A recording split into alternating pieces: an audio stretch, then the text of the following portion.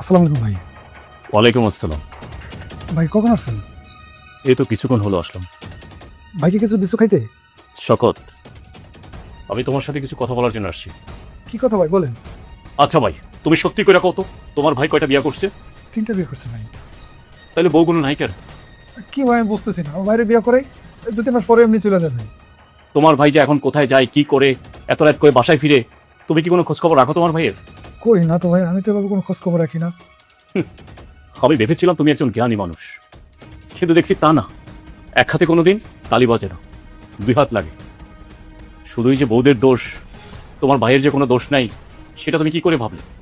দেখো তোমার ভাই আমার বোনের সাথে কি করেছে। কে করেছে এই দাগ? তুমি করেছো?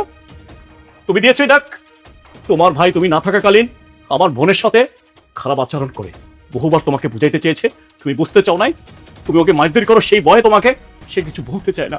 আমার ভাইকে তো আমি অন্তর্গত বিশ্বাস করেছি, কিন্তু বিশ্বাসের ভিতরে আমার ভাই এতটা খারাপ সেটা তো আমি কখনো ভাবিই নাই। কোনো সংসার বিচ্ছেদ হওয়া এটার পক্ষে আমি নয়। এরকম যদি আমার বোনের সাথে চলতে থাকে, আমি আমার বোনকে রাখবো না। আমারই ভুল ছিল ভাই, আমি না জানি ওকে মারছি, ওর গায়ে হাত তুলছি। ভাই আমার মাফ করবেন, আমি এটার কঠিন ব্যবস্থা নিব। শোনো ভাই, আমার কথা পরিষ্কার।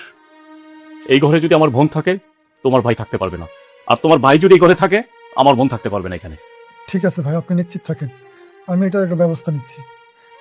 আমি আরেকবার তোমার উপর ভরসা করে আমার বোনকে রেখে যাচ্ছি, কিন্তু আমার বোনের চোখ থেকে যদি আরেকবার পানি ঝরে, আমি কিন্তু কাউকে ছাড়বো না। এটাও মাথায় রেখো। শোন বোন, আমি কালকে আবার তোর কাছে আসবো। আমি এখন যাচ্ছি। ভাইয়া কিছু খেয়ে যাও। না, আমি এখন কিছু খাবো না, কালকে আসবো আমি।